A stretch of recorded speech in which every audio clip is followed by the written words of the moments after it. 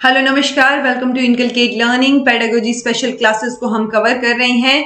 12th class की psychology की NCERT का सेकंड चैप्टर हम कवर कर रहे हैं। उसमें 4 पार्ट हम ऑलरेडी कर चुके हैं। मैंने concept of self, concept of personality, type approach और ट्रेट अप्रोच, ये चीजें आपको करवा दी हैं। आज हम बात करेंगे 5 फैक्टर मॉडल ऑफ पर्सनालिटी। इसके अंदर बेसिकली क्या है कि कई बार हम कंफ्यूज कर जाते हैं ना, जैसे ट्रेट थियरी में कैटल ने बोला कि भाई 16 प्राइमरी फैक्टर्स होते हैं, पर्सनालिटी फैक्टर्स होते हैं। ठीक है, एल्पर्ट ने बोल दिया कि 3 ही होते हैं, कार्डिनल, सेंट्रल और जो हमारा सेकेंडरी ट्रेट था। तो सबने अलग अलग चीजें बताई। तो ये बोल रहे हैं कि भाई 5 बेसिक फैक्टर्स होते हैं। तो 5 बेसिक फैक्टर्स ये 5 factor model of personality describe करता है, उन्हीं के बारे में बात करेंगे। This is presented by me Raveena. Videos informative लगे तो इनकलकेट लर्निंग को लाइक शेयर सब्सक्राइब कर दीजिएगा। देखिए 5 फैक्टर, तो कंट्रोवर्सी थी कि number of basic personality traits होते कौन से हैं। बेसिक, तो बिल्कुल बेसिक में पॉल कोस्टा और रॉबर्ट मैक्रे, नाम याद रख लीजिएगा क्योंकि एनसीईआरटी में मेंशन है, पूछा जा सकता है सीधा सीधा। इन्होंने सारी की सारी पॉसिबल पर्सनालिटी ट्रेट्स को एग्जामिन किया, देखा, फिर इन्होंने घुमा फिरा के 5 फैक्टर्स निकाले। तो सेट ऑफ 5 फैक्टर्स, जिनको बिग 5 फैक्टर्स भी बोलते हैं, ये बेसिक हैं बिल्कुल। कौन से होंगे? ये हैं जी वो 5 फैक्टर। एक है ओपननेस टू एक्सपीरियंस, कि आप कुछ चीजें एक्सपीरियंस करना चाह रहे हैं, आप ओपन हैं इस चीज के लिए। ऐसा नहीं है कि अरे नहीं मैं नहीं करके देखूंगी, ठीक है, तो वो चीज नहीं है। ओपन है आप कोई नया एक्सपीरियंस लेने के लिए। एक्स्ट्रावर्जन यानी एक्सट्रोवर्ट है देखा जाए तो। एग्रीएबलनेस यानी आप कोऑपरेट करेंगे, एग्री कर रहे हैं चीजों पे। न्यूरोटिसिज्म जो उल्टा था इमोशनल स्टेबिलिटी का, जो हमने बात भी की थी, आइजेंक ने बोला था। देन कॉन्शियसनेस, कि आप कितने कॉन्शियस हैं चीजों को लेके। ओके, तो पहला ओपननेस टू एक्सपीरियंस। तो इसमें अगर ये इसका स्कोर हाई है, मतलब इससे हाई स्कोर का क्या मतलब है कि आपको कुछ एक क्वेश्चन दिए जाएंगे, आप उनमें टिक करेंगे, क्वेश्चनियर फिल करेंगे, फिर आपका स्कोर निकाला जाएगा। और अगर ये स्कोर इस फैक्टर पे हाई आता है, दैट मींस इमेजिनेटिव हैं आप, इमेजिनेशन में आप बिलीव करते हैं, इमेजिनेट करते हैं चीजों को, क्यूरियस है, एंथुसियास्टिक है, ओपन है चीजों को करने के लिए, नए आइडियाज के लिए इंटरेस्टेड हैं।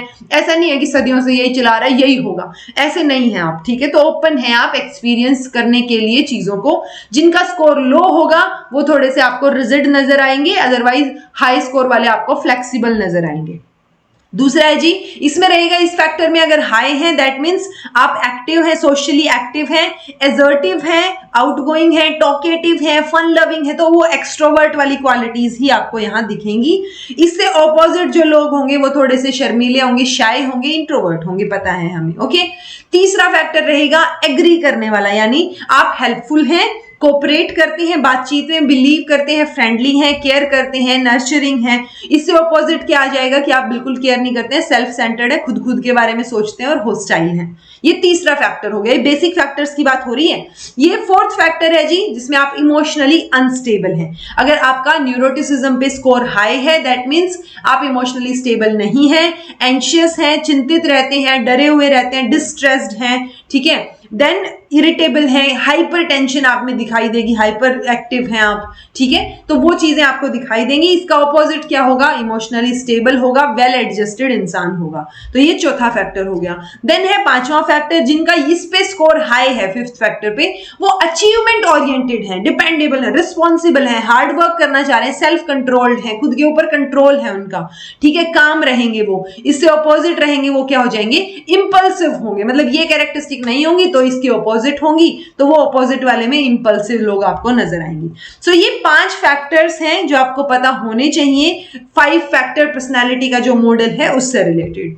ये जो 5 फैक्टर मॉडल है ये रिप्रेजेंट करता है इंपॉर्टेंट थ्योरेटिकल डेवलपमेंट, यानी पर्सनालिटी के फील्ड में थियोरी के लेवल पे इंपॉर्टेंट डेवलपमेंट है। ये भी पाया गया है, मतलब यूजफुल पाया गया है। ये जो भी अक्रॉस कल्चर भी अगर हम देखें, कई बार कल्चर भी एक इंपॉर्टेंट रोल प्ले करता है ना, जो हमने सेल्फ और कल्चर में बात की थी। सो कल्चर बहुत इंपॉर्टेंट रोल प्ले करता है। स्टिल अगर अक्रॉस कल्चर भी देखें तो भी ये 5 फैक्टर हर जगह हमें दिखाई देंगे। ठीक है, while it is consistent with the analysis of personality trait found in different language, supportive है, it is also supported by studies of personality, जो अलग अलग तरीके से पर्सनालिटी के ऊपर स्टडीज हुए हैं। तो हम मान सकते हैं कि हाँ 5 factor model of personality important है, थ्योरेटिकल डेवलपमेंट में ज्यादा इंपॉर्टेंट है, और आपको पता होना चाहिए कि ये 5 फैक्टर्स है कौन से? ठीक है जी. So this was all about today. Thank you so much for watching. Be happy, keep smiling, subscribe to inculcate Learning because it is absolutely free, and be consistent in your studies.